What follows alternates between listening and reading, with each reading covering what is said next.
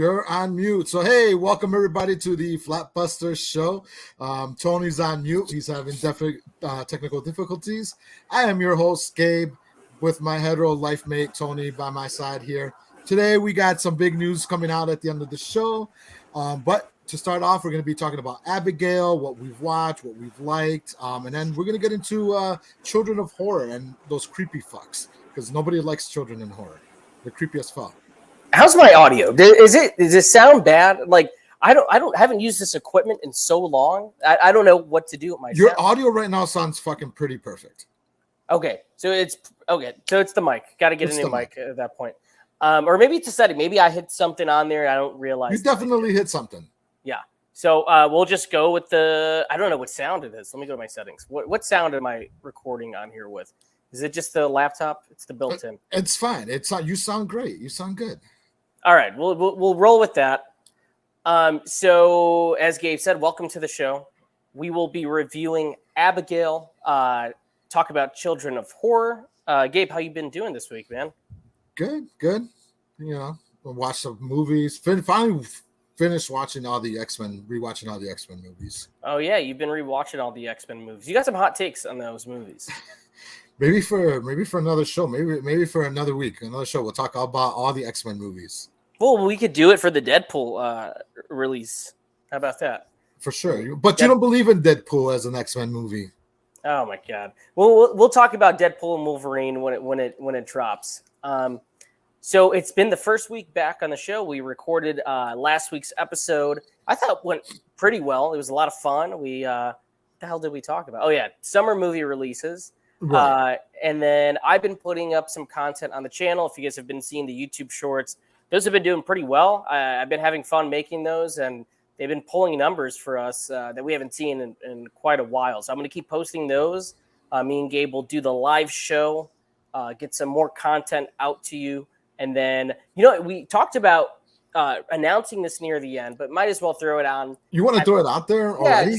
Yeah, at the beginning. Or, what? We'll wait until – let's see if we get some people in here. Let's see what – yeah, we got no people in here. Yeah, let's see if we get our audience in here. But there's a lot to talk about. What have you been watching besides the X-Men movies? What else have you seen this week? The X-Men movies. That's about it. Between work and whatever, I've just been watching the X-Men movies. You know what? I watched an old Wes Craven produced film called They. Okay, how was that? Terrible. I was flipping through like HBO Max, and then I'm like, oh, Wes Craven presents They, and then I watched it, and then I went to go put it on my letterbox, and I saw that 2 years ago. That's how forgettable that fucking movie was. Like, I watched an entire movie without remembering I had watched it 2 years ago, and 2 years ago I said, oh, this is in need of a remake, and yeah, it still holds true. Wait, so how old is this movie? Like 2003, 2004. Okay, I've never heard of this. I never heard of this film. Yeah, it was just like one of those Wes Craven produced films. It wasn't like some other director made it, but it was just like, very forgettable. I'm trying to think of what else I watched this week. Abigail. Let's see. Oh, Spider-Man on the big screen. We went to go see the re-release of that. That was a lot of fun. You know what? I just have to check the letterbox. I have to check letterbox. Check the letterbox. I haven't been watching as much as you. You've been watching a lot. Dude, I'm only at 100 movies for the year so far. I'm actually not going to reach 500 this year. Okay, so we're somewhat within the same range, I think.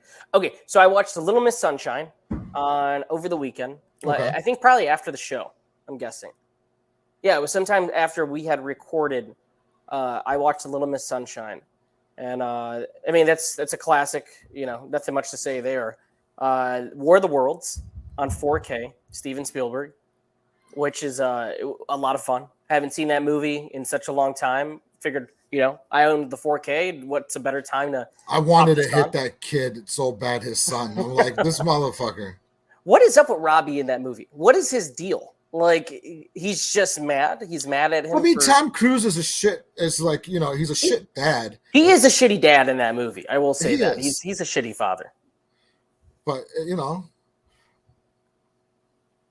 And Dakota Fanning, she's, Somebody's got to shut that kid up. I mean, his kids kind of suck in that movie. His kids are fucking garbage. You honestly feel bad for him at that point. It's like, you know what? I think Tim Robbins had the right idea. Fuck those kids. Me and you survive. We defeat these things. We get all the credit. Sometimes you got to do what Michael Jordan said and just fuck them kids. Risky Business. Okay, so I had a little Tom Cruise marathon. I watched Risky Business as well, which I hadn't seen in a while. They're coming out with a new release. I was like, you know what? Let me watch this. I could see why so many people compare The Girl Next Door to Risky Business. They're the same exact movie. They're like identical down to the manager, Timothy Oliphant. Joey Pants plays like the pimp / manager in Risky Business. It's very similar. It's like almost identical. Now the question would be Rebecca De Mornay or Alicia Cuthbert. Oh, well, Alicia Cuthbert. Okay. That's where I'm going with it. Maybe everybody else have a different answer. Wasn't Rebecca De Mornay, she plays somebody's mom. Is it in an American Reunion, Stifler has sex with her, doesn't he? Oh, that's Finch's mom. Finch's mom. Yeah. Finch's mom. Okay. Yeah. Yeah. So that's pretty much what I watched. That I rewatched Speed, Bull Durham, and then Spider-Man looked great on the big screen. I know there's a lot of people that don't like seeing old movies on the big screen. If I have the opportunity, sometimes if it's like a remaster, I want to go see it for sure. Was Spider-Man a remaster? Yeah. Yeah, it was the 4K release that they put up on there. Okay. It looked clean. It looked, I've seen certain older movies in theaters that just look bad. Like they put out Scream 2 on re-release, and it was just the DVD rip. It looked like you were watching a DVD, and honestly, it looked worse than that because you're watching it blown up on this huge screen, so you just see every imperfection. It was just really digital and weird looking, and everybody in that movie has red hair, so the movie looked awful. Right. But Spider-Man looked great. Let's see. You know what? Let's just talk about this really quick. I want to get it out the way because then we could continue on with the show. Next Friday, we will be having an interview with Francis Galuppi, who directed The Last Stop in Yuma County. Let's go. Me and Gabe had a chance to view the film. I reached out to Local Boogeyman. They sent over a screener to me. I really enjoyed the movie. I sent Gabe my screener. He watched it. We're going to have some questions for Francis. This will be a pre-recorded interview, so we'll have that up on the channel later Friday night. We will be doing the interview during the day. We'll have it up at night. And then I believe we'll just do, if you're down, Gabe, I'm guessing we'll do a show maybe Saturday. Yeah, I'll be down to do a show on Saturday. Yeah, let's do a show Saturday. And that's what we got coming up. And I want to get these done down the line with other filmmakers, smaller movies. I think this is a great opportunity for me and you to really look at what's coming out in the smaller space. We talk about blockbusters all the time. We love big blockbusters, but we do. It's always fun to watch smaller movies and with really talented filmmakers. And these guys love talking about their process. And me and you love asking questions about that. So this was a really cool chance for us to put content like this up on the channel, highlight smaller films, and just geek out over these things. So that's going to be really exciting. We have that next Friday. Exactly. It's going to be really cool. And then we'll see. I'm going to ask him if he likes to do it himself.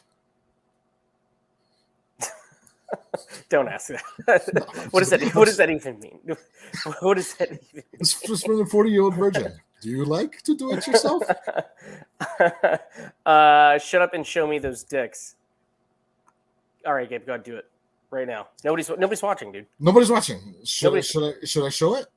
Do it right now. Yeah, no, I'm good. Okay, so you know what I want to talk about really quick? I want to pick your brain on this because pick my brain. Okay, so over the week, Quentin, that's a shitty image. I don't know why I thought that image would be a little better. You got a hard on for this guy. I love QT. His new movie. Honestly, we don't even know what the hell he was making. Whether it was the Movie Critic or this Cliff Booth spinoff. Either way, he's canceled his 10th film. He's going back to the drawing board. My question for you, Gabe, is: do you think Tarantino should have put these parameters on himself of doing just 10 movies. Like, do you think that was the right call, or should he have just kept going, much like Scorsese or Spielberg? He should just kept going. Like why do you want to put like a limit to? Why do you want to limit yourself to like, just 10 movies? Like, I get it. Your 9 movies have been fucking great, right?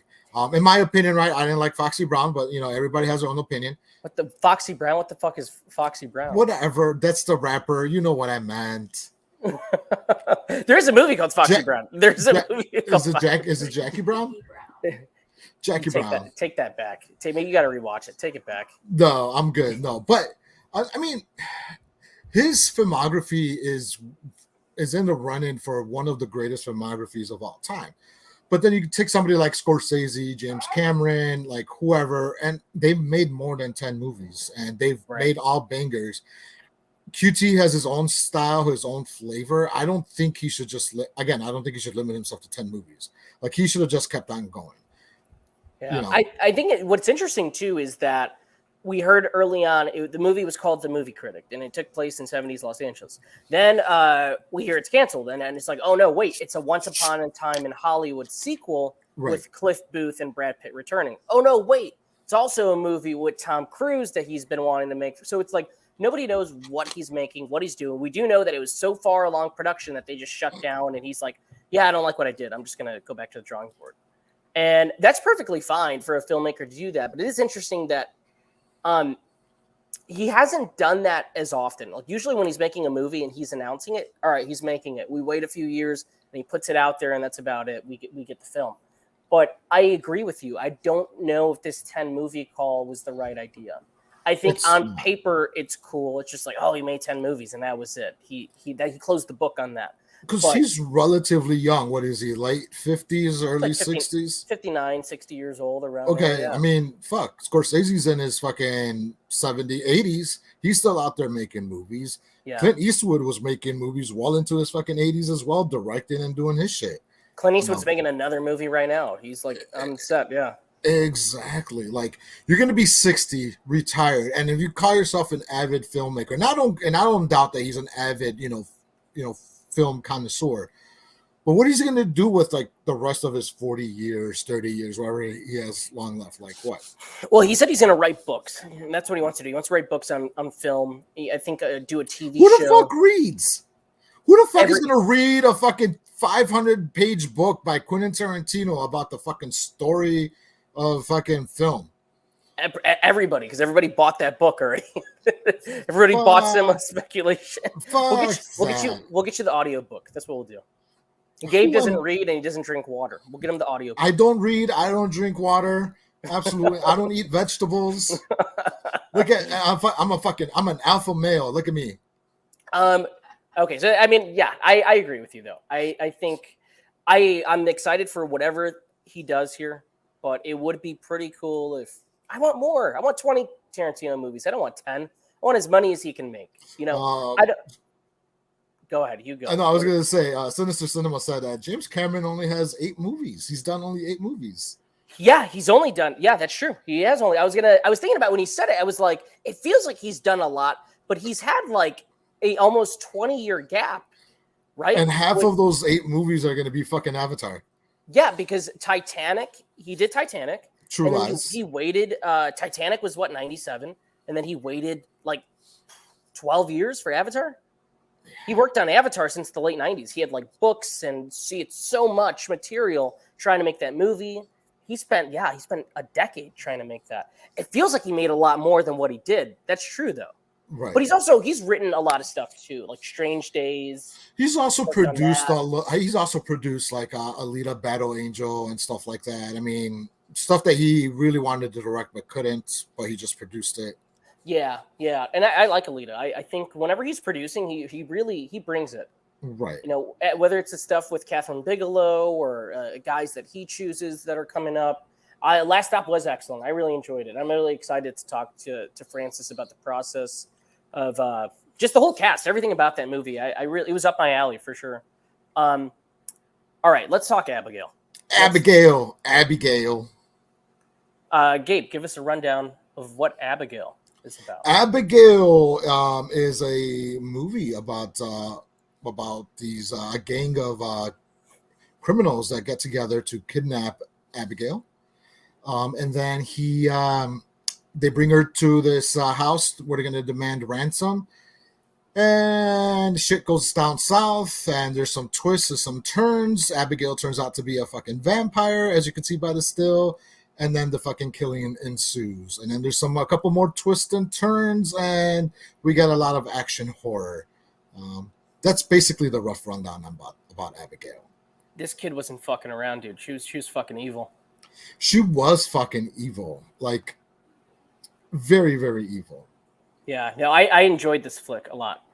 I think Radio Silence. I really like when they play in their wheelhouse. I think me and you talked about this. We had fun with their Scream movies, and they really deliver on the fan service in those films. But when they are pushing material that they've made, like Guy Ready Busick, or Not, like Ready or Not, when they team up with Guy Busick, who's written a ton of stuff for them, they deliver on the type of crowd-pleasing horror that we really don't get anymore, right? Like stuff like From Dusk Till Dawn, or like 80s horror like The Lost Boys, like or Heathers. Like they can deliver that kind of tone with a modern lens. And they're great at casting. They're great at humor, the right kind of mix of special effects and CGI. They can blend it all together. They deliver it to you in 90 to 100 minutes, and you walk out extremely satisfied. And that's the type of horror that I want to see done at the studio level, at least, right? Like when you see a big studio tackle these things, you know they're not going to make movies that are like A24, right? They have these big ideas and whatnot. So like what you want from them is just like, you want Scream, you want Ready or Not, you want Crawl, you know, movies that are very popcorny but have a lot of substance and style. And they deliver on all of that in spades, especially in this movie. Yeah, they do. You know, I'm glad to see them. You know, I'm glad to see them back, because after the Scream, and you and I could talk ad nauseum about how we were excited for Scream 5, Scream 6. We were excited for, and months down the road, you're just like, it was all right. But when they're in, like you said, in the wheelhouse, Radio Silence does a really good job with the movies that they make, that they produce, that they direct. Like you said, very well casted. What's his face?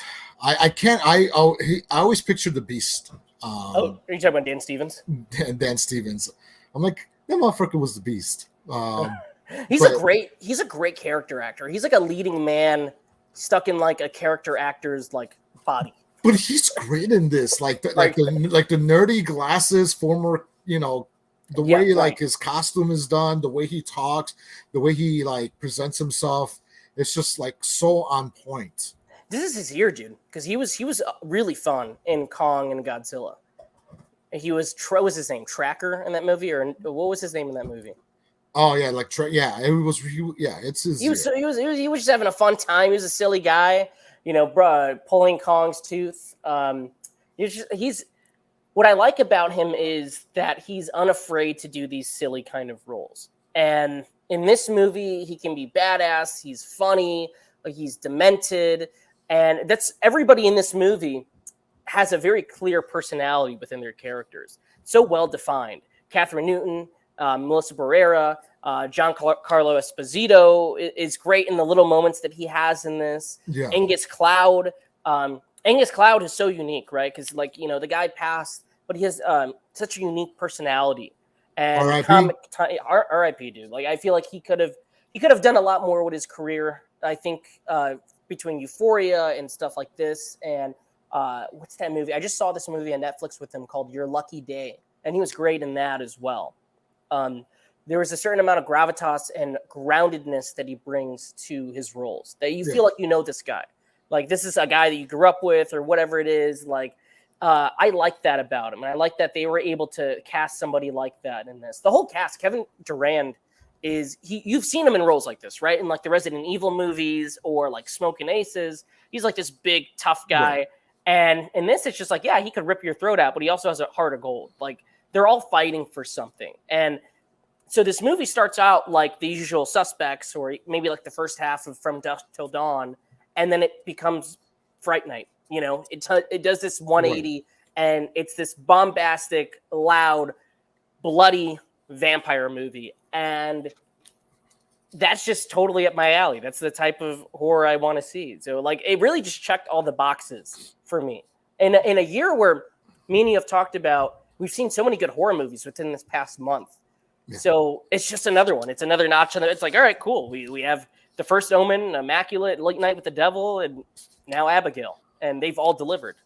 I don't know if you liked it, but we can't forget about Lisa Frankenstein. I had fun with Lisa Frankenstein. I think that's another one that these movies are all different, right? And what's like the one that you could say is like the least original, even though it's very original, it's like The First Omen because it's tied to a major franchise, but they're all like works of original fiction for the most part. And exactly. I just think that's so cool that we've had a little bit of everything. We've had crowd-pleasing horror. We've had this sort of demonic possession horror with The First Omen. We've had nunsploitation with Immaculate. Late Night with the Devil touches on some things that is like Network mixed with The Exorcist. And that's what I love. And I can't wait for what we get throughout the year in terms of this genre with, Maxine or even movies that I haven't. I'm sure there's movies that friends online will tell me about down the line that'll come up on Shudder, or what's that other one I told you about? The Long Legs. Yes. Oz Perkins is doing Long Legs. There was the fucking Friday the 13th style one that we were talking about last week on the show. I'm blanking on I don't know why I'm blanking on titles today, but it's all through the killer's perspective. We talked about that movie as well. And who can forget the Josh Hartnett comeback? And Trap is going to be cool, man. I think I told you I almost saw Trap a couple of days ago. I'm going to talk about it. I mean, obviously I didn't sign anything. I didn't go. They were testing it in Phoenix on Tuesday, and we were all set, ready to go. I got off work early. We timed it, and then we were just like, let's just go get something to eat. Because when you're going to go something to eat, you need to stop getting something to eat before you go to the theater. You know what? It's been biting me in the ass lately, dude. Like we keep missing showtimes because of this. But exactly.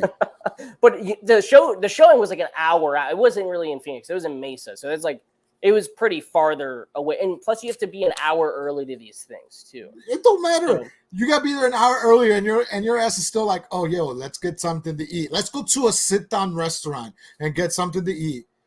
So show that we gotta be there an hour early. And I wouldn't have been able to talk about the movie too. Well, I guess I probably could have told you privately what the movie was like. But still, it's just eat at the theater. Get yourself some fucking popcorn, some fucking Reese's. Maybe get yourself a fucking glizzy. I don't know. I'm kind of kicking myself for not seeing this movie too, because that trailer is sick, man. That's the premise is so Shyamalan, right? Like they throw that. We know for sure that's not the twist. That's the twist for the trailer. There's going to be another twist in the movie, or another 2 twists in the movie. See, you could get yourself a cinnamon twist at the fucking AMC. But they usually do these at Harkins. That's the local theater chain that they have in Arizona. Okay. That's where they usually. AMC doesn't really do these, And we've been to a few. There's a movie coming out that we saw like a year and a half ago at this point. I'll talk about it when that movie comes out. I think Gabe already knows what movie it is. Abigail I thought was everything that I hoped for. And we saw it late out of work. I was really worried I wasn't going to make the showing of it, but we made it right on time. Because you wanted to stop and get something to eat. No, I ate there. Actually, I just had popcorn. I had popcorn and went home and ate. But we saw this in Dolby. It was big. It was loud. And that's the way I wanted to see it. Dude, and, I want to definitely shout out the sound department. And again, it's the second movie that I'm shouting them out because the sound of the squishiness of the gore, the explosions, like you could hear like the fucking, like everything. Like you wanted it to be loud. You wanted to hear the body explosions. And that's the thing about Radio Silence. They love making people explode. I fucking love it. And it's awesome. And Ready people or Not exploding is like should be a fucking its own genre. Oh, it should be 100%. They're masters at it. And Ready or Not for me is still, I think, my favorite film of theirs at this level for me. It just came out of nowhere and it really shocked me. And it was so funny and fresh. And I would say this is probably a close second. I like when they're doing these kind of films. And again, those Scream movies are a lot of fun. As a fan in theaters with a big crowd, like you're experiencing these things, and it's a lot of nostalgia and member berries. But there's absolutely nothing that beats an original story, or even things that you've seen before done in such a fresh and twisted way. And they're really good at doing that. And No, absolutely. They took a different spin on vampires, for this. they did. And Abigail is a fantastic villain. That girl this role is awesome. And this could have easily been done in such a tongue-in-cheek way. But you truly believe that, oh, this shit, she's evil. Like she is fucking scary, and she plays with her food. She does. And the performance is it's masterful. It rides that line between camp and viciousness. It's right in the center. And everybody in this is just bringing their A game. You could tell they're just having so much fun with the material. The movie takes its time at the beginning to really set this all up for you. And then once it hits into that third gear, it doesn't stop. It's relentless until the very end. So this had shades of everything I love about vampire movies. So that fun 80s horror that you're expecting in movies like Fright Night or Lost Boys, and the brand of humor these guys are known for. So I really hope this is successful at the box office this weekend. I feel like so far in the year, we haven't really seen any movie break out. No. Dune was very successful. That did better than anticipated, probably, right? It made a ton of money. Godzilla versus Kong did better than expected, but I was kind of shocked that some of the smaller horror films didn't really break out the way I thought they would. Besides that movie, what's that fucking pool? The Night Swim? Did you see that movie? I saw it. You know what? I actually did see it this week. I saw it on what was it, Amazon? Is it bad? Is it good? I had no idea this movie existed. And then I saw it made pretty decent money at the box office, and then it had Wyatt Russell. I'm like, what the fuck is this movie? I never even heard of it. Yeah, Wyatt Russell. Wyatt Russell was the only good thing about it. I think I gave that 2.5 stars or 2 stars on Letterboxd. I wasn't a big fan of Night Swim. Oh, it's a fucking haunted pool. Don't go into the fucking water then. Why did he go in the water? Because he was an ex-baseball player with a baseball injury. Okay, so he goes to swim. Right, so he goes to swim to do rehab. Take a fucking bath. Right. They're like the doctor's like, oh, you should do physical therapy. And the guy's like, hey, I got a pool in my backyard. Can I just use that? Sure. And then the fucking pool has evil waters. Guess what? It has fucking evil waters. Just don't fucking go swimming in it. This sounds silly. I need to watch this. This sounds like. Do you remember back in the early 2000s they had one missed call? Don't answer the fucking phone. Okay, yeah. That's. It's in that. It's in that era. It's like one. Can I tell you something though? I feel like that era of movies is making a comeback. Right? Have you seen that trailer for what's that movie? Tarot. Have you seen that Tarot trailer that's been popping up everywhere? That movie looks about 15 years too late. This is what fucking Evil Swim or whatever the fuck it's called was. It's fucking 20 years too late. It's remember that also that other movie, that fucking horror movie in the parking lot, P6, P3, whatever. It's P2. P2. Yeah. What the fuck? Again, just don't fucking park there. Find another place to park. I don't know. To be fair, though, that was a different situation. She goes in that part. That dude was stalking her at that point. There was no way out of that for her. She was not leaving that situation. Listen, it's like when a stranger calls. Again, don't pick up the fucking phone.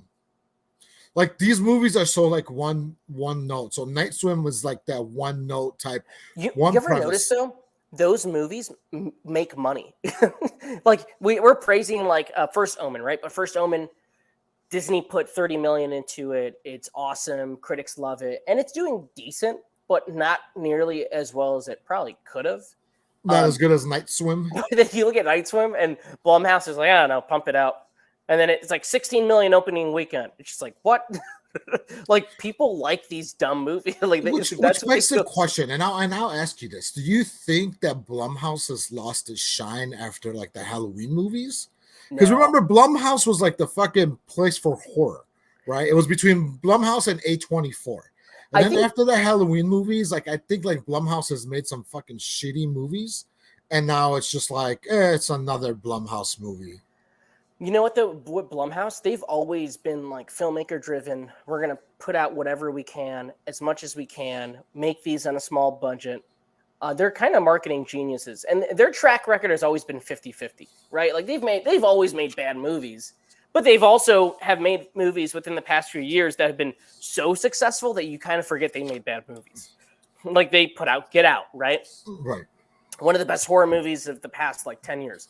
They put out Halloween. They put out Halloween Kill. They put out these movies that make a ton of money. They put out the Purge movies, and you forget that they make shit that's also really bad, like that first Ouija movie, or even did they do Truth or Dare? They did Truth or Dare. I know they did. I think so. They did. They did Truth or Dare as well. Yeah. So I think their track record's always been the same. They're gonna have the Wolfman coming out in October, which I'm sure is gonna be really cool. I'm excited for that. Yeah. Lee Winnell did the Invisible Man.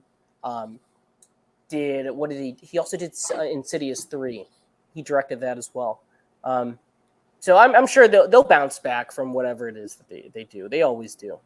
But it's funny to me that there's movies that will be like, oh, this sucks, or this was, it was shitty. And man, they're killing it. Like I did not understand the love for that Five Nights at Freddy's movie. I didn't get it. It wasn't a movie.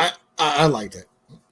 I think for me, it was just I never played those games. I mean, neither did I. Okay, I guess I just wasn't having a fun time with it. Maybe nostalgia factor for me in the sense where I thought it was like a fucking evil Chuck E. Cheese. So it was like evil Chuck. Yeah, right. And maybe you were Chuck E. Cheese deprived growing up as a kid. Never went to Chuck E. Cheese. We had the Chuck E. Cheese parties. 2000, 2001, every kid had their party. I was like, my shit was like even before that. Like my shit was, it was back when it was called Showbiz, and then it was Chuck E. Cheese. So like the nostalgia factor on it, and then it was, I mean, what it is basically kids horror. My point is, that movie made it made a killer. Smash.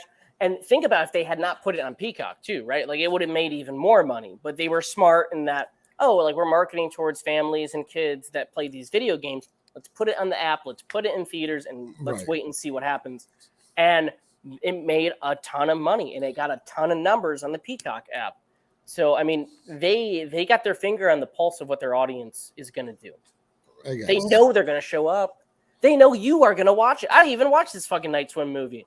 Now I'm kind of interested. You kind of sold me on it, and it sounds fucking awful, but it sounds like the type of movie I'd put on while I'm eating dinner. It's the type of movie you make fun of me for liking, and then when I actually don't like it, you're like, oh, now it's interesting. If I watch a fucking movie that you think is shitty, and I'm like, oh, dude, this movie was fucking great. You're like, Gabe has fucking shitty taste in movies. But then when I tell you it's a fucking shitty movie, you're like, oh, I'm going to watch it. It's the movies I actually recommend, you're like, oh, they're fucking shitty. Okay. And then when I'd say don't watch it, you're like, I'm going to watch it.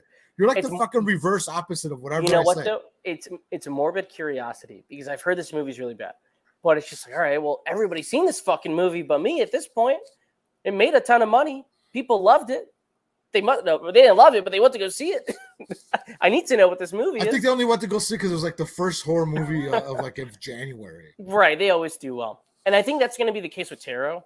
Like that movie doesn't really look that. I mean, it looks like a jump scare movie. It looks like a One Missed Call or like The Ring. It looks like one of those kind of early 2000s. Okay, do not put the fucking Ring with the same sentence as One Missed Call.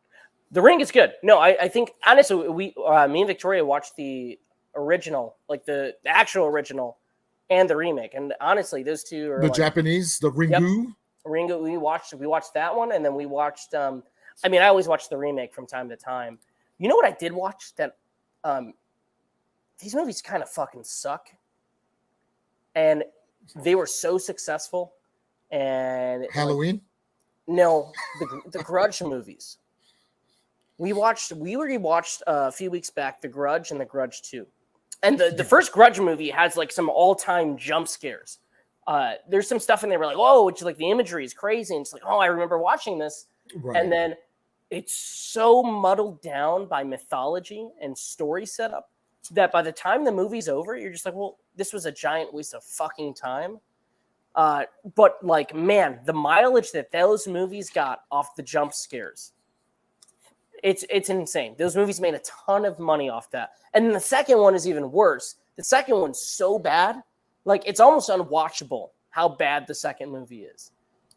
Yeah, what I find funny is when like young people's like, "Oh, what's with all these new jump scare movies?" And I'm just like, y'all missed the whole fucking early 2000 jump scare like revolution, like where you had, like you said, like The Grudge and The Ring, and all these jump scare movies. There's that movie. There's another one called Shudder. You remember that movie Shudder? I remember Shudder. I think they were in Japan in that movie too. The husband was like a photographer or something like that. Yes.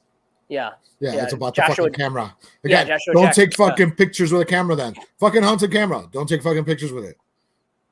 That's true. Yes. That's I guess don't play with the tarot cards, right? When this tarot movie comes up, don't play with the fucking tarot cards.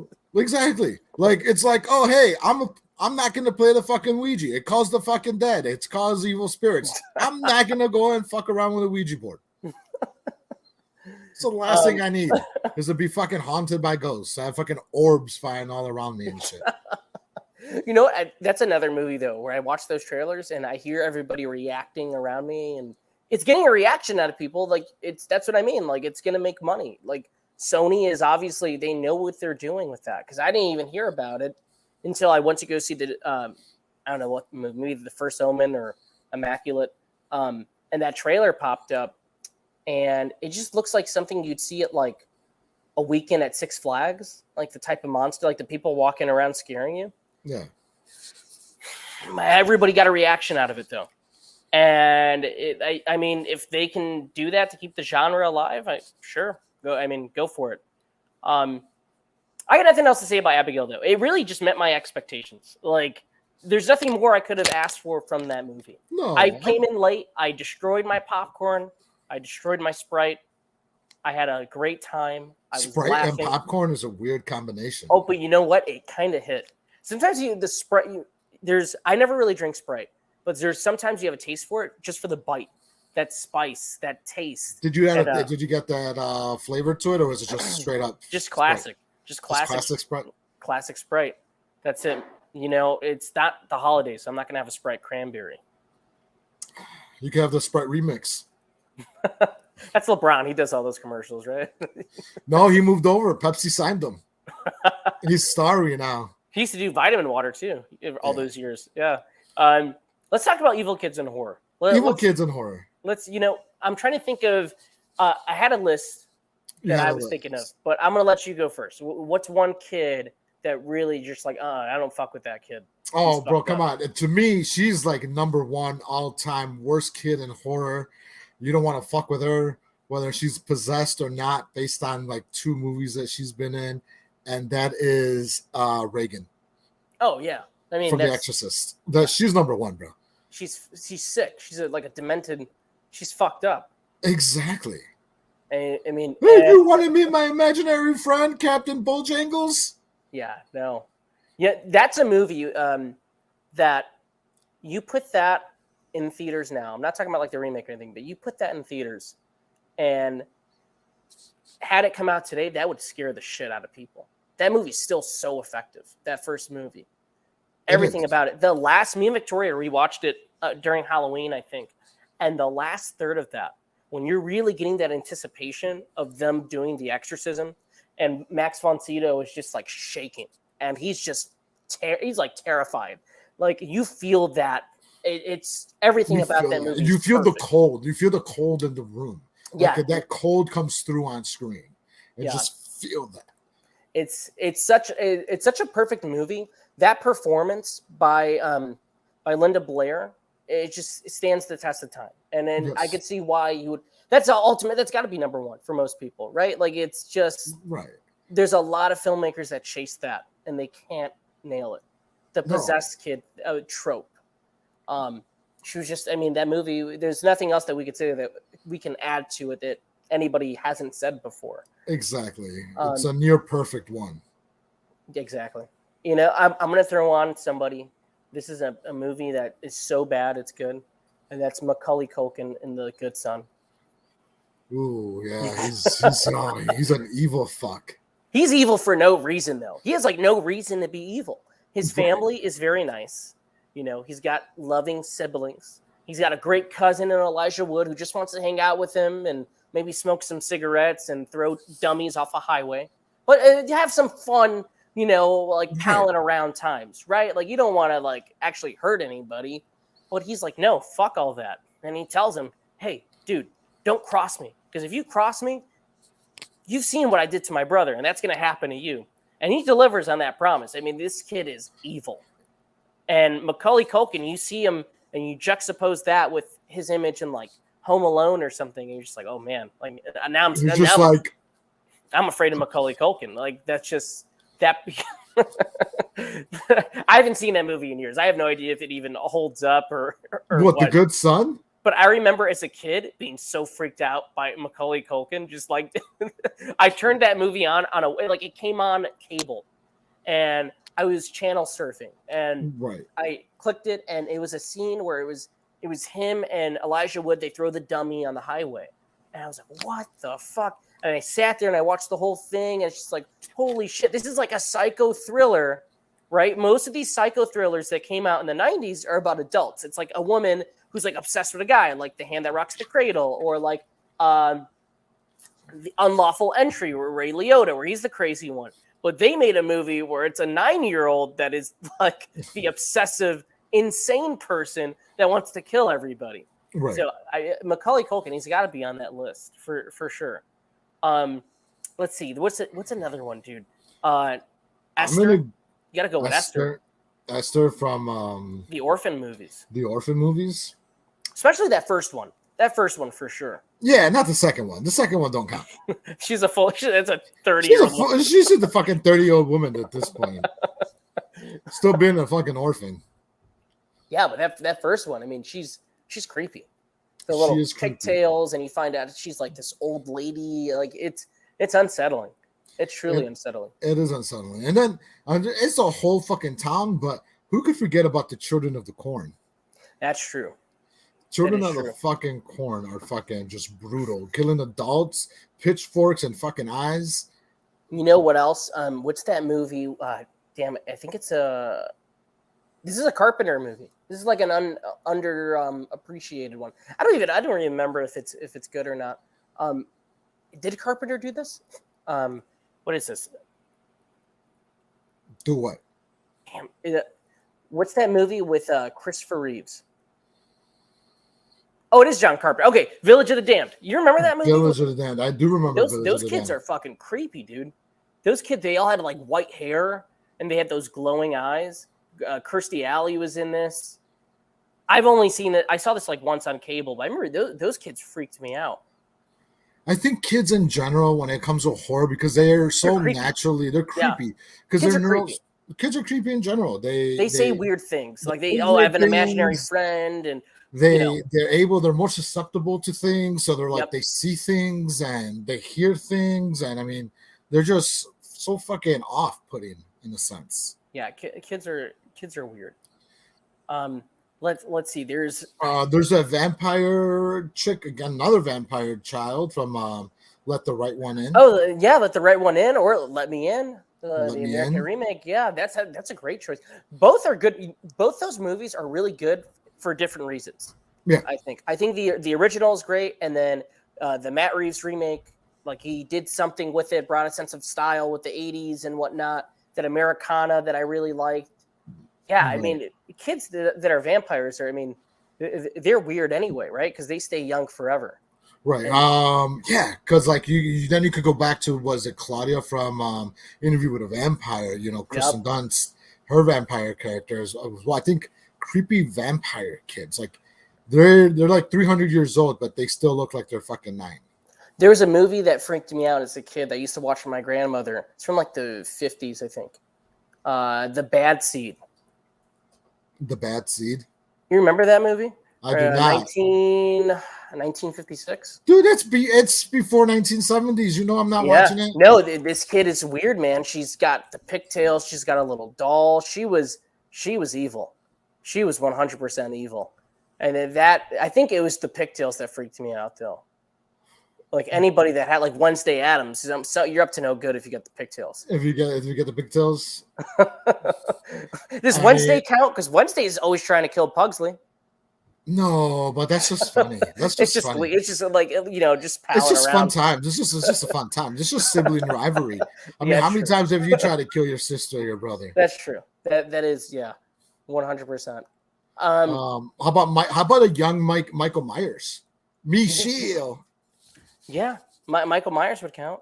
Yeah, I mean, we talking about the original or even that kid from the remake? He's just weird looking. He's a weird looking guy.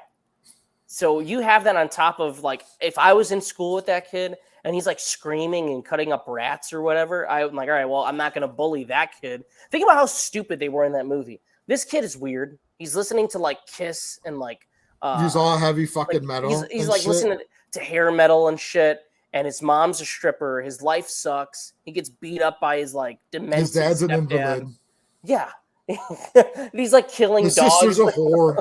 Like, why would you want to mess with this guy? He already looks weird. He's a weird looking kid. Right. I wouldn't want to mess with him.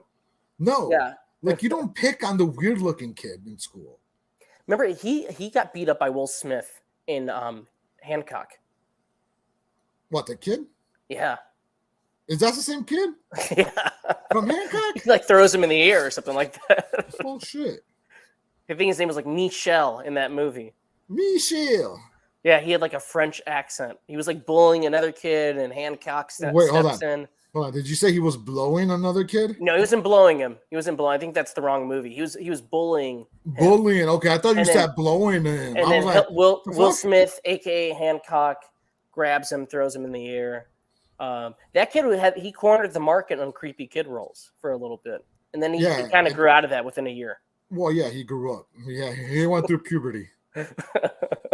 Pre-puberty kids are fucked up. Yeah, you got to get them at that right age. It's usually around like 9 to 10 years old. Bro, you That's just when do they're not. the You just said you got to get them at that right age. Stop. You can't not put those words together. Oh man.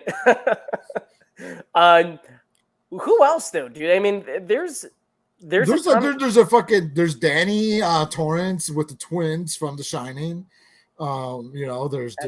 There's Jason when he's fucking drowning and he comes out all like, "Grr," Yeah.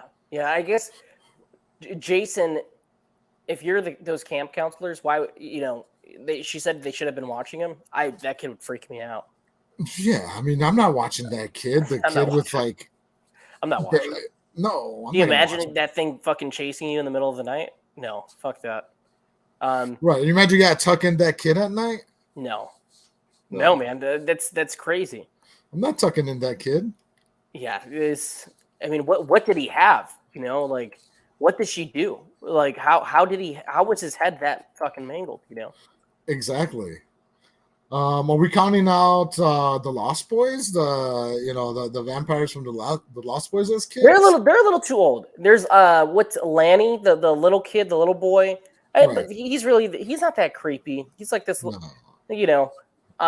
Gage. We got to mention Gage. Gage from Pet Sematary. Gage. 1989, right? Oh, of course, yeah. The new one. I mean, Ellie would be it, right? They change it. Damien from the original The Omen. Right. He's creepy. That kid, that little smile he does at the end. He's like, "Oh, I'm the Antichrist." I'm the Antichrist. That little giggle he does. That's a creepy look. For sure. I know we mentioned this movie earlier, but Samara from The Ring. That's true. Yeah, I was about to get into that. Samara from The Ring, or even the kid from The Grudge, or he's like, "Meow."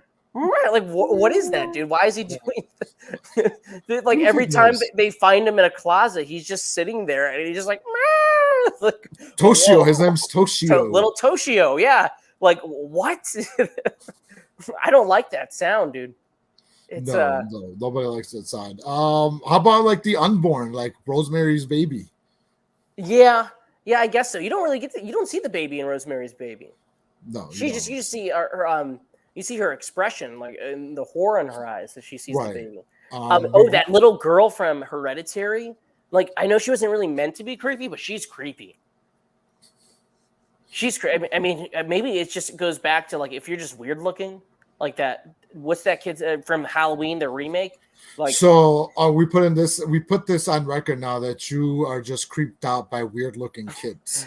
If you are a yes, weird looking kid, Tony's gonna be creeped out by you. that's she's a strange looking kid. You have to admit that kid's creepy. I'm not gonna admit this on the internet. What? I'm just kidding. Come on. I mean, that movie knew what it was doing. They cast that child because she looked like that. What about homegirl from the Portuguese? They're here. Oh yeah, of course. Yeah.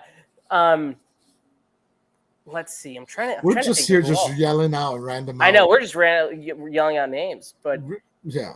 Oh, you know what? Those kids from The Witch. Yeah. I would say so. They're like bragging about Black Phillip. Black Phillip's gonna get you. When they start going into that whole thing, that's creepy. That freaks me out. Anything devil related in that sense. Again, I got a soft spot for possession. So anything like the fucking kid from or like the kids from Sinister. That's true. Yeah. But I feel like most of the horror is happening to them. Right? Like it's just things. Oh no, the little kid that's like dancing to Tiny Tim. Right. Yeah, he's creepy too. Exactly. We need more creepy. The little girl that got, again, I think one of the best horror sequels of all time, and I Will Die on This Hill. Ouija 2, the little girl that's true. That gets possessed. That movie freaked me out because I was late to the party on that. Everybody was saying, how good it was. I didn't see it in theaters, and then I think you told me how much you really liked that movie, and Victoria was like, "Oh, he's never seen it." And me and her sat down. We watched it a few years ago, and I was like, "Oh fuck, this is like intense. This is an intense movie." Ouija 2 just came out of nowhere because the first one sucked so bad, and I was like, and then when they announced the sequel, I'm like, "Why the fuck are they making a sequel to this?" Yeah, and then they get Mike Flanagan, and he just right, and we all know Mike Flanagan's just like a master of horror, right? With all his Netflix shows that he's done. Yeah, I guess he's moving over to Amazon. Last you told me he was moving over to Amazon. Cool. Yeah. He's doing the Dark Tower. I think that's what he's doing next. Okay. I'm almost certain that's what he got hired for. Because I think Amazon's doing that show. But man, yeah, he's a master. Think about taking a movie that was abysmal upon release, but it did so well, right? Blumhouse is really good at doing that. Right. Pumping out these trailers that show you everything, and the movie's garbage, and then they offer him the chance to do the sequel, and he's like, all right, well, I'm going to scrap all that. I'm going to do my thing. And he nailed it. He's great. I wish he's a guy that I wish would get more opportunities because I love Dr. Sleep. His shows that he does are really cool. The vampire one, Midnight Mass. Midnight Mass, his best one today. Talk about a show that covers everything that's so relatable. It feels like a town that covering grief and family and relationships, redemption, and it can be creepy. And I've never seen a vampire show or even a movie that just makes you feel like gross inside. Like by the time you get to the final episodes of that, like I had to pause it. I was kind of like feeling icky about the entire thing. Like Jim Jones massacre kind of stuff going on in that show. Exactly. Man, he's so good at that. I can't think of any other kids in horror, right? Like the J horror really cornered that market. Maybe we need more creepy kids. Maybe Abigail will bring that back. We've had the creepy doll movies. We've had the Megans. We've had the Annabelles. The Chuckies. The Chuckies, artificially intelligent Chucky. Now we just need more creepy kid movies. We should make a creepy kid movie. But it'll be you as the kid. Oh, yeah? I'm a fucking old-ass fucking kid? It'll be like Jack. It'll be like that movie Jack. Jack? A Jack horror movie? It'll be a twist on Jack. That's what we'll do. Or how about we do like a twist on Benjamin Button? Nobody's thought about it. Benjamin Button, can he count? That's a creepy kid. He's creepy, dude. He's creepy. He says he's 11. He looks 90. That's weird. It's super weird. It is super weird. Now, okay, so I know with the weird, the Benjamin Button kid is weird, right? But how weird is it to be like the girl that fell in love with like the what was he? He looked old, right? He was gonna die as a baby, and he grew up old. Like Right. he looked like he was in his 20s when he was like fucking 12, and then falls in love with the woman, and they're like, "Oh, let's meet up when we're like in middle." When they're like the middle, they're Is that like yeah. did she technically groom him at that point? That's a good question. Right? I don't Because know. even though he looks like he's fucking 30 or 40, he's technically what, a 13-year-old boy in puberty. And she's like, hey, let's wait another 10 to 12 years Well, he and then does we'll have be in the sex with middle. he has sex with a prostitute in that movie when he's like 11. Are we talking about when he was in the Russian hostel? He's like in that brothel, right? Yeah. Yeah, I guess so. He's like 11 years old. They think he's like 100. Exactly. Man, we went off the rails. This episode we went off the rails. It's always off the rails. That's why we only get like 1 or 2 views. Hey, you know what though? I think the shorts are gonna, dude. The shorts are gonna bring in the people, man. Salute to shorts. You just get me talking about Too Fast, Too Furious, newest short. Check it out. I highlighted how it's an American classic. Did you put the Too Fast, Too Furious soundtrack? I'm too fast, too furious. That's a great soundtrack. That movie's so quotable. It's a summertime classic. In a few years, we're all going to be reclaiming it as such. You heard it here first. I'm telling you, John Singleton. He was ahead of his time, man. John Singleton was ahead of his time. He did a lot of great movies. He did a lot of great movies. I would love to do an episode where we just talk about John Singleton movies. Four Brothers, Baby Boy, Higher Learning, Boys in the Hood. He was awesome. He was so cool. Friday. I mean, did he? No, he didn't do Friday. No, he didn't. I was about to say that was not him. Who did Friday? Was that Ooh, that's a good question. I feel like I know who did Friday, and I'm blanking on Gary FF. Oh, F. Gary Gray. Who's F. Gary Gray? Yeah. That's it's very easy to make that mistake. They both came up around the same time, made very similar kind of films. F. Gary Gray is also a great filmmaker. He did the Straight Outta Compton movie. He did Fate of the Furious, The Negotiator. Set It Off is awesome. Set It Off is one of the best heist movies. It is. I don't care what anybody says. No, I feel like that's a universally praised thing. Set It Off is great. Right. One of the best heist movies. And you know me, I'm not a big fan of heist movies. No. You know what? I say this. I need to stop saying this shit to you or in general. I'm like, oh, I'm not a big fan of this. And then I talk up a lot about other heist movies and how good they fucking are. Yeah, he's made a few heist movies. I feel like that's his forte. He's really good at doing that. Yeah. I don't know, man. We're approaching the hour now. We've talked about Abigail. We got the interview coming out next week. We'll also do a show on Saturday, and creepy kids and horror. I wish we would have got some guys in here too. Bernie, come back to the show, man. We need you in here. We need you to help drive this conversation. Exactly. But we will be talking about X-Men. We got to talk more about X-Men. X-Men's been popping off, and I'm glad you got that figure. Those figures are, I got mine next to me too. I think I got mine right behind me. So I got a question for you because you got yours, right? Yep. In the back it says I got these collectibles right here, right? So are they two different sets? Is this part 2 of the set, and you got the first part? You know what? Yeah, because mine has a different Magneto, and yours has that Magneto. Mine's at the classic one, and you got him with his new outfit there. Right. Yeah, this was the first. This was I got this over the summer. I think when these first came out, it sold out instantly. Okay. I had to fight tooth and nail to find this guy. So do you want to trade Magneto for your Wolverine? No, I'm gonna keep Wolverine. You hate Wolverine. Oh, I love Wolverine. Everybody knows I love Wolverine. You fucking hate Wolverine. You talk so much shit about Wolverine, how fucking Scott Summers and Cyclops is so much better than Wolverine. That is not even remotely true. I've never said fucking that. True. You just said that earlier in the chat. I said, and Gabe is paraphrasing because he gave this horrible list of the X-Men movies. His ranking was some bullshit. It's not bullshit. And then I said, oh, well, the X-Men movies, I said, they kind of suffer because they don't really highlight Scott Summers, right? Like, he doesn't do anything in those movies when Scott is a pretty compelling character. He's the leader of the team. He's done stuff in the comic books.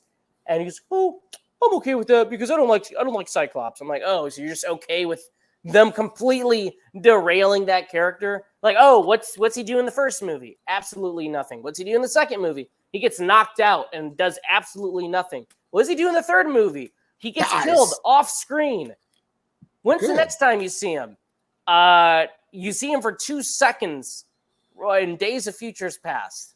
And then Taylor Sheridan or whatever his name is. Is that his name? Tyler Sheridan? Okay. He's the next guy that plays him. And I don't know. He's fine. He's fine in Cyclops. I just feel like those movies, you could tell Bryan Singer gave zero shits about that character and was just like, I don't know. Just throw him to the side. Wolverine me. Well, those movies should just be called Wolverine and the X-Men. All of them. That's the way it should be. Which is probably why X-Men 97 barely uses Wolverine. They have not used Wolverine like at all yet. The coolest thing Wolverine's done in this show has been like in a supporting role, be there emotionally for people and destroy that Sentinel in episode 1. That's about it. But here's the thing is that in X-Men 92, I guess that's what we're going to refer it to. Right. But in X-Men 92, Wolverine wasn't that big of a character either. That's what made people love Wolverine, was because he was such a side character in the original, cartoon run that it's like, oh, who's this cool guy with fucking claws and why isn't he the main fucking focus? Yeah. He just popped off for those movies. Hugh Jackman, the casting, the marketing, the toys, everything about that character was just the forefront. Right.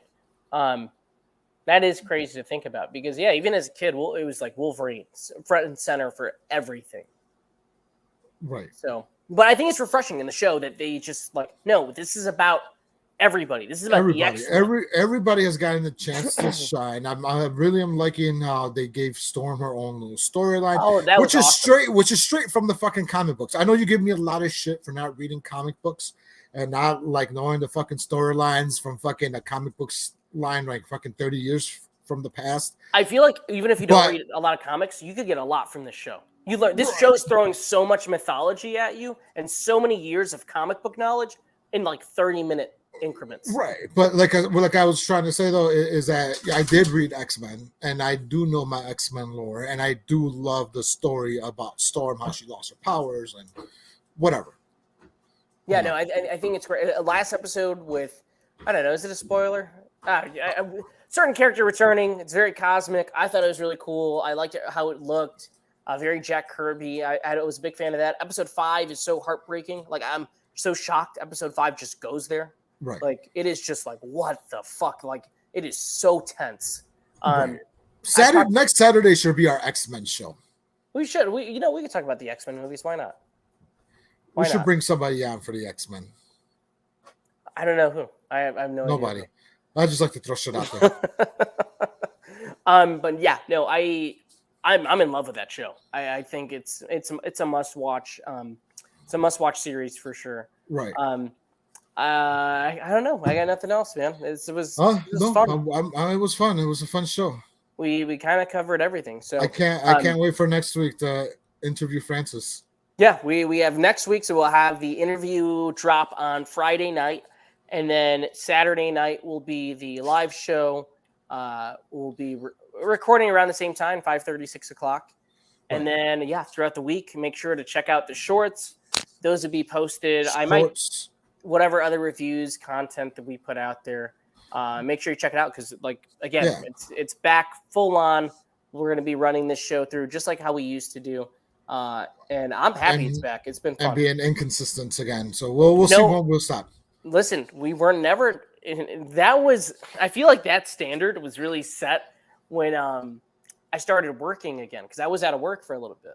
And I feel like because I was out of work, the show was consistent. Like it was just, we had everything, there was like so many videos per week. And then we did the live show Wednesdays. It was Wednesday. Thursdays. We did the show on Thursdays. I feel like during that period. So now I want to get back to some kind of consistency with that. If it's not Fridays, it'll be Saturday. And whatever else Gabe wants to do, if like we end up switching those days, whatever it is, you're going to get an episode per week of the live show, and then we'll have the shorts and reviews. Because I know my work schedule like 3 weeks in advance, so we'll be able to figure out days and shit like that. Be able to coordinate that for sure. Be able to coordinate. But that's all I got though, dude. This was a lot of fun. We'll do a movie catch up next week. I feel like there's something coming. Oh, are you gonna go see that movie, the Bill Skarsgård movie, Boy Kills World or whatever that is? No, I know you like to watch a lot of the retro movies. They're gonna have The Matrix on Sunday. And they're doing The Matrix. I really want to go see The Matrix on the big screen, because last time I saw on the big screen was in '99. It was a fucking phenomenon to see it, and it'll be awesome to see The Matrix on the big screen again. Oh, you totally should. You should do that. I should. Then to do a huge we'll do a short on The Matrix. Oh, and the Mummy is they're releasing on the big screen this week. I want to go see it. I'm gonna be at work. That was one where I was like, fuck, I want to go to that. Which Mummy? The Brendan Fraser Mummy? The original Brendan Fraser Mummy, yeah. Oh, that'd be nice to see it on the big screen too. I know. I think that's Thursday the 25th. They're doing like a $5 showing at AMC of that for like the 20-year or whatever. The 20-year release. I guess it would be 25 years. It's been 25 years since The Mummy. Yeah. Yep. Fuck. That's a movie we got to talk about in this show. I feel like we briefly talked about it on our spin-off podcast.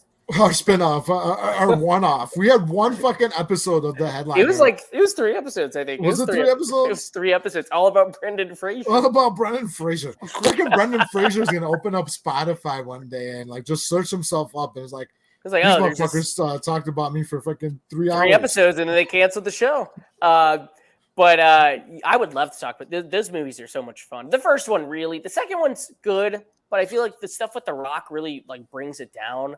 That Scorpion King looks terrible. Scorpion King looks fucking awful.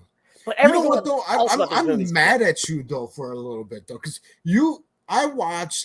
Here's what's funny is you hype me up, right? And I'm just gonna say this before we close up the show.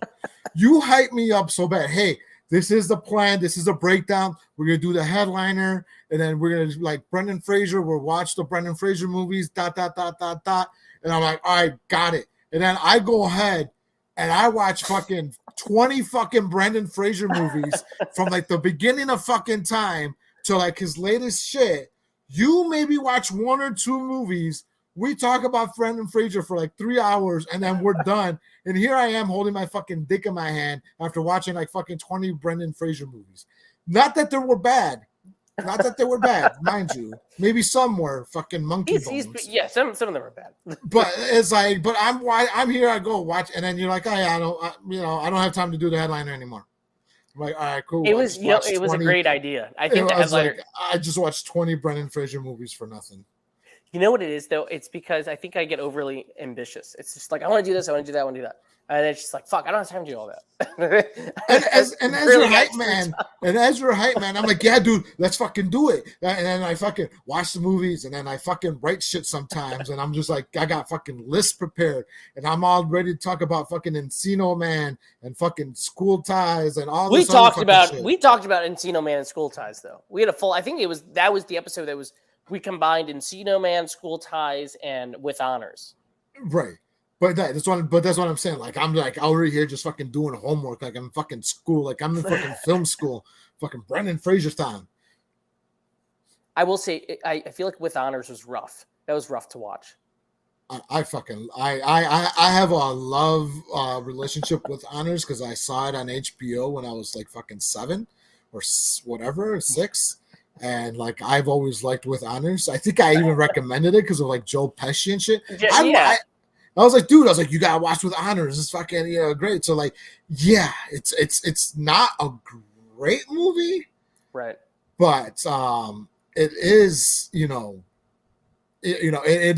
is a serviceable movie for me.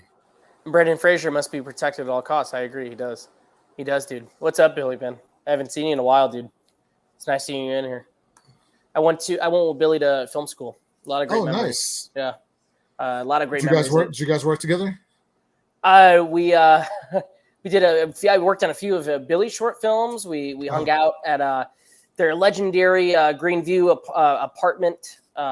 Us, Adrian, Adam. I went to a few of their parties, and I always had a great time with them. He played the Shape in the Shape Return short film. So yeah, we always had a great time. Interesting. It was awesome, dude. Let me see. That's it, man. That's all I got for the show. That's all we got. That's all we got. Yeah, I feel like Abigail, awesome. Abigail, Go see awesome. Abigail. You know, it's it. bloody, it's gruesome, it's funny, it's everything you want out of a big screen popcorn horror movie. Vampire movie. Let's see. Creepy Kids in Horror. If you look creepy, I guess you're creepy. Dog Fang or whatever the fuck that kid's name is played little Mikey Myers in the remakes.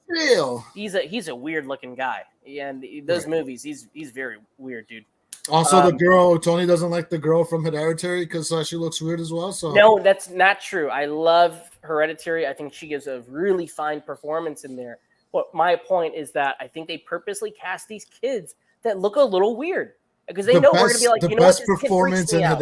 The best performance in Hereditary was the light pole. I think it's all the people in the corners, those naked people doing weird things or whatever. With a chance? Yeah. What a bizarre movie. And I remember seeing that when it came out, and everybody was just like, what the fuck is this? The reaction in the theater was just brilliant. You know, I hats off to Astor just for that alone. Exactly. All right. That's the end of the show. That's the end of the show. Next week we have the interview. We'll talk about X-Men. We'll do a whole X-Men episode. Yes. Let's do that. That's what we'll do.